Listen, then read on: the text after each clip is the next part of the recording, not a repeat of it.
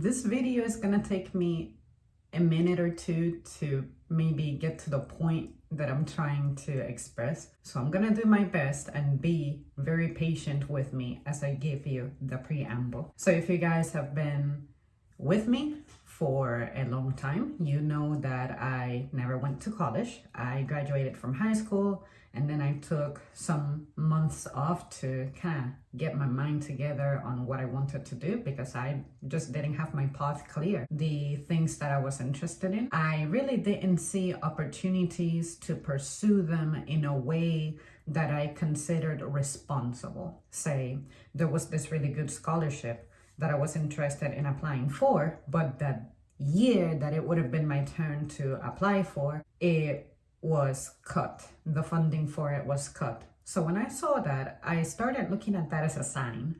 I don't talk about this very often, but I have a degree of religious beliefs. I do believe that when something is continuously being taken from you, that it's because you're being rerouted. Some classes that I was interested in, they canceled because not enough people signed up for. One of them was actually geology.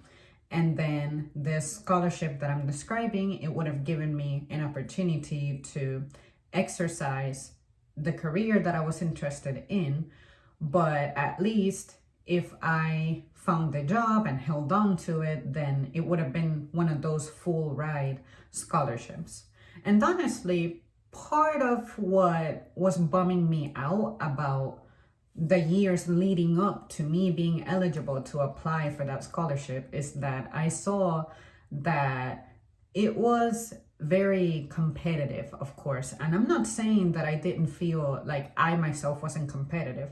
It's one of those things that back in those days, I had this insecurity that would cripple me. It had to do a lot with me wanting to over prepare for something. And at the time, because I didn't really have the resources orienting me on what this path was going to look like, then I was intimidated by that. I don't like to just walk into something or put myself through something that I at least don't have the background for. Say, for example, let's say that I told you guys, oh, I want to be a police officer because my dad was a police officer and my uncle was a police officer. Just because they were doesn't mean that I would know what that entails. I wouldn't know how to process a crime scene. I wouldn't know how certain images may stick with me, how an injury can change my life. Things like that. If you can highlight to me the pluses, but especially the minuses, then I feel better prepared, better suited to embark on something. But at the time when it came to this, that's not what I had. All I had were people continuously bombarding me with, where are you going to apply? And this is finally leading up to what I do mean to say. Where are you going to apply? What have you applied for? What are you going to study? Blah, blah, blah. And then I thought, well, first of all, to me, the college application process is one that is freaking stressful and terrifying. And I'm by myself doing this. My mom, I'm not saying that she didn't want to be involved, but she really did not have a way to be involved because she had to be working. And on top of that, I would have needed her to be present with me for the application process, but if I didn't get to see her often because I myself have school going on, then us organizing ourselves for that to happen just wasn't practical.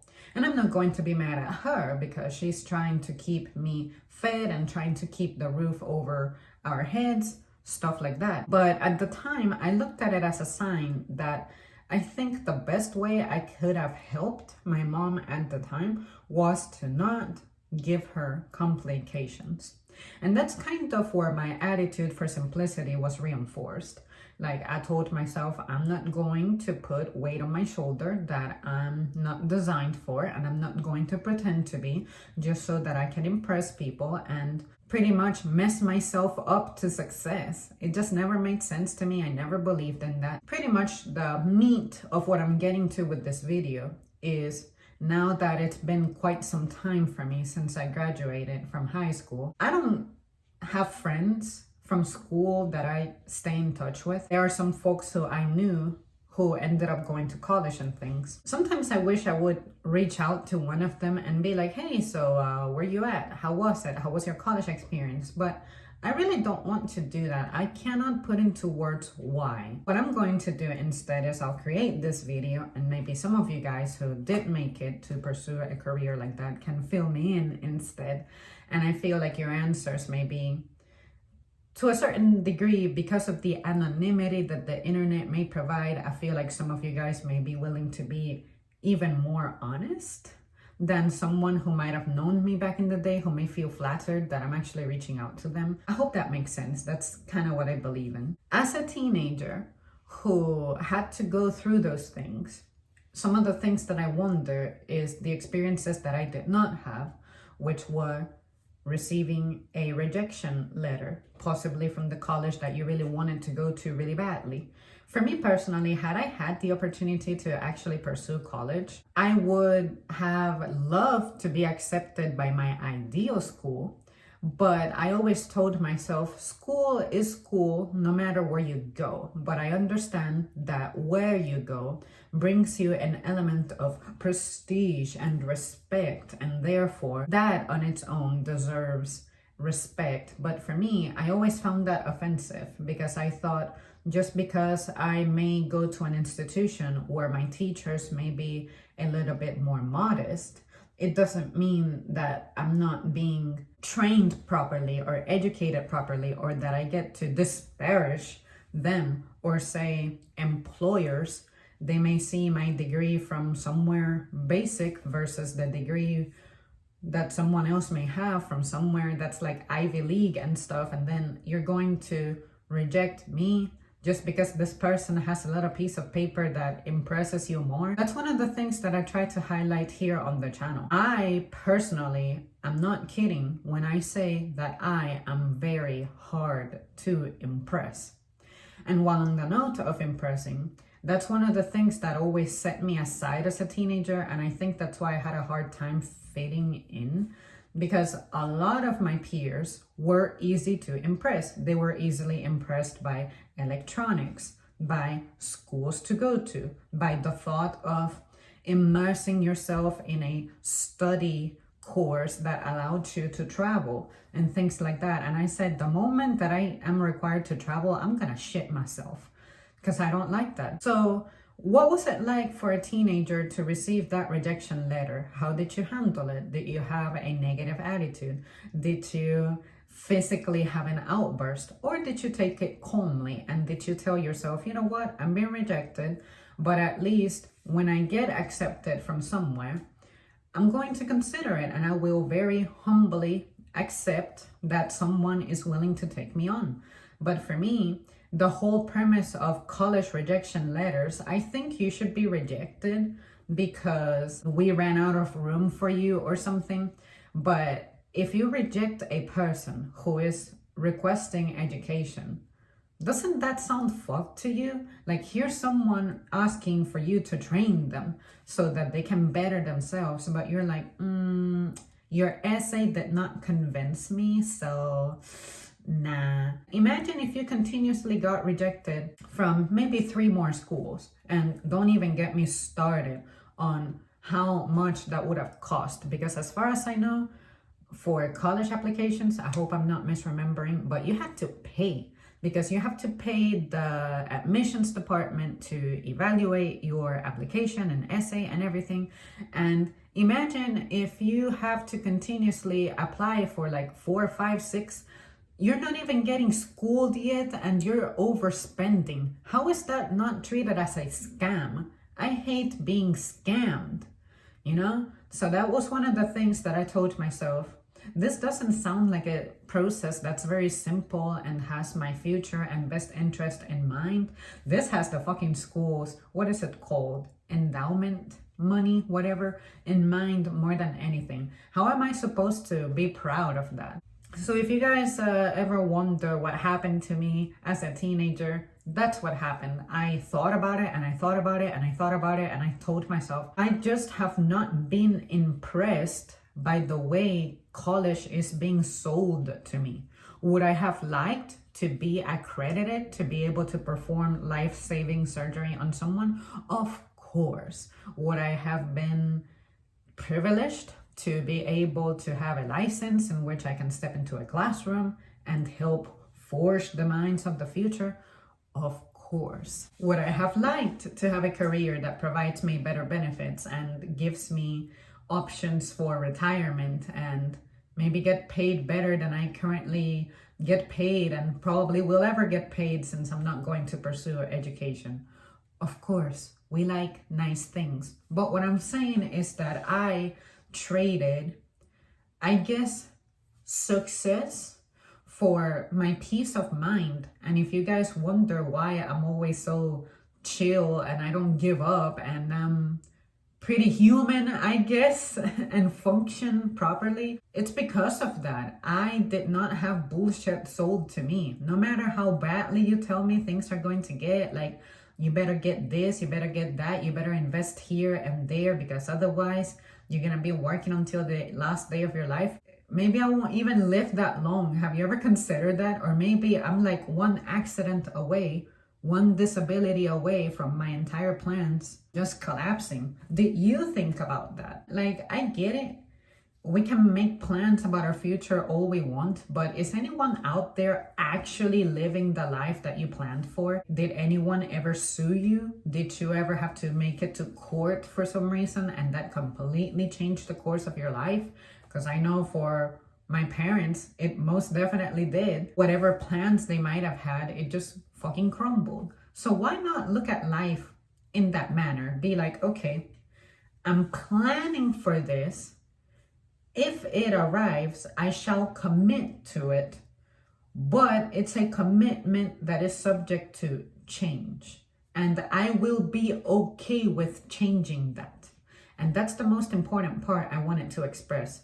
Because as a teenager, I think that the teenage mind would look at it as, this is what I planned for, this is what I wanted, therefore this is how things have to be and work out no matter what, because if you mess with my flow, my life is over. But at least be someone who is committed to this for as long as it lasts, but when life asks for a change, you take it. And the reason I say that is because I have known a lot of people who simply remain committed to something that's actively killing them because it's the life that they know. It's the life that they have prepared for. But I don't know about you, but to me, that is a price too high to pay.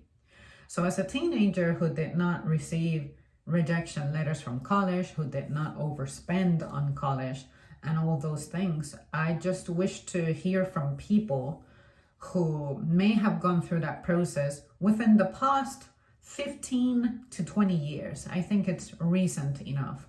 And just let me know how it went for you, how it worked out for you. Did you change your mind? Were you able to go straight into college? You picked one major and you stuck to it. I know people who kept changing majors. They changed majors like 3 times. What made your mind continuously change its mind? That to me is a display of a commitment problem. What was causing that? Because I knew that I had the potential of being that way, I decided to not get involved at all. And an example of that would be, back in the day, my passion was always geology and meteorology. But just because I like geology doesn't mean that I want to be out there on the field. I love learning about it. It's just a topic that fascinates me and enriches me so much. And now that I have been a little distant from that subject, I feel like my interest on that has dwindled some, but instead other things have amplified. Other things that I would have never considered would amplify have amplified. But I know that if I had an instructor right in front of me talking to me about that type of thing, I know that I will go right back to those beginnings. And meteorology, just because I like to understand the weather and how it forms and all of that, doesn't mean that I want to actively be performing math calculations and creating models. And I definitely did not want to take calculus, for example. So how would that have been helpful for me? Yeah, I have this degree that I barely passed. I barely survived it, but I have the degree, but I'm not doing anything with it. That would have been an example of me ultimately needing to change my major, because it turns out that maybe that wouldn't have been the best focus for me. And like I've said before, I have had issues with committing to things, especially because of, to a degree, lack of resources, but also myself, lacking mental resources to commit to things. I will never forget the money that my mom spent on signing me up to be a Girl Scout, and I never ever made it to a single excursion because I had separation anxiety issues. That's when I discovered, without knowing that this is what I was discovering, that I hated to travel. I don't like to be away from home for more than 2 nights. I don't like to be away from my room, my bathroom, my territory. It's just the way that I am. And even as an older adult, anytime I had to go somewhere that took me away from home for longer than 2 or 3 nights, I, no matter what, tried to plan for something to take me no longer than 1 night to complete. I can do an overnight stay somewhere, but for sure, no matter what, I would try to make it back by the next day or the next night, no matter what. So yeah, you guys, I thought I would put that out there because I feel like it connects with some of the things that I've been saying here over the years, especially about me. And I just know that as a teenager who did not experience rejection letters, it's not that I wouldn't have been able to handle it. I would have been a little frustrated by how much resources I was pouring into that financially and then not getting anywhere. And the competitive aspect, to me, competition has a degree of toxicity because we all know that there's people out there who are willing to play dirty to get something. We see them online. They'll come up with these stories about how they have a disability or they have a need or some tragedy, some death in the family, but it turns out that they faked it. To me, the competitive aspect academically is no different. There's a lot of deception that tends to take place there. And I'm not saying that everyone who gets in there does that, but it does happen. And I wouldn't want to find myself involved in an area that's known for that. Oh, I will fake my way to success. Kind of like politics. How much are you willing to sell yourself for to represent something that a lot of people don't like, but because you're getting compensated for that, then you have to represent that. See what I mean? So in college, if I were to see competition taking us in a direction that I wasn't feeling, then I would have been that person who would have been bothered by that. Now, the good thing about college is that because it's an academic environment, I feel like school tends to do pretty well at preserving the integrity of a lesson, but it isn't until you get out into the real world that goes back to what I was saying about what is the point of that. Because in college, they might teach you the things that it's like the idealized, glorified version of something. But then when you leave the protection of college, we get people like the 9 to 5 meltdown girl on TikTok. Freshly graduated, you were promised a life of prestige, but nobody talked to you about the roughness of managing a full-time job, electing benefits, managing your time, managing your family, managing your relationships, all of those things. When you leave the protection of those 4 walls of school and college, when do we get to attend another institution that takes care of you? Like once you're out here in the real world, those impressions that you had begin to crumble, and that's where your stress comes from. Because at least school is structured. It's paving the path for you. But when you're out here, the possibilities are endless. And you guys know that we as humans cannot handle choice. Like we experience it with the Netflix catalog. I don't know if this has happened to you guys, but I, on a couple of occasions, have found myself spending 10 minutes just browsing and browsing and browsing and not fucking starting anything. Same thing with food. Sometimes I'm like, I'm hungry. I want to eat. I go on my phone, I look at my apps, and I'm like, none of these apps are speaking to me. I Google places to eat near me. None of those places are speaking to me, but there is food. There are choices. Clothing. You may own a lot of clothes to fit any occasion imaginable, but there you are going like, I don't know what the fuck to wear. And that's why I determined for myself that maybe the reason that shit overwhelms me is because I'm very simple. T-shirt, leggings. Ever since I adopted that, I have had zero problems with what am I going to wear? And it also helps that I have made it a priority to remain authentic and to put myself in places where authenticity is valued. So that's why I have the simple job. That's why I have the simple circle of people that I respond to. Those do not stress me out. The moment someone tries to elevate that or change that for me, that's where my meltdowns come from. And once I learned that and accepted that and took control over that, my life changed for the better. The whole point of this is simply to, I guess, ponder on the impressionable mind versus your mind once you're out of that impressionable stage. How does it make you feel? Well, that's it from me, guys. Thank you so much for tuning in. I hope that I was able to make myself clear because I really did not know how to start this without describing something, the little preamble that I gave, and then get into it.